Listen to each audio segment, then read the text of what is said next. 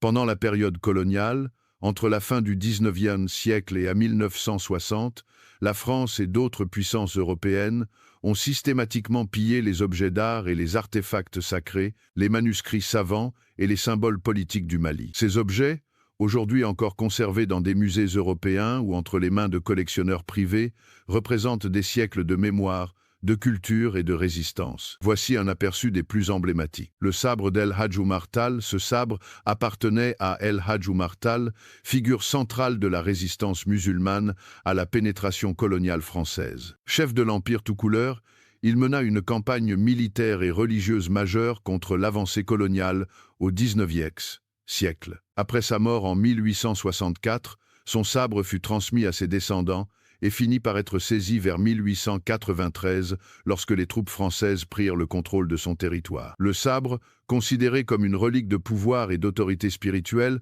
fut transporté en France et conservé pendant plus d'un siècle au musée de l'armée, à Paris. Il ne fut restitué qu'en novembre 2019, et non au Mali mais au Sénégal, son lieu de décès.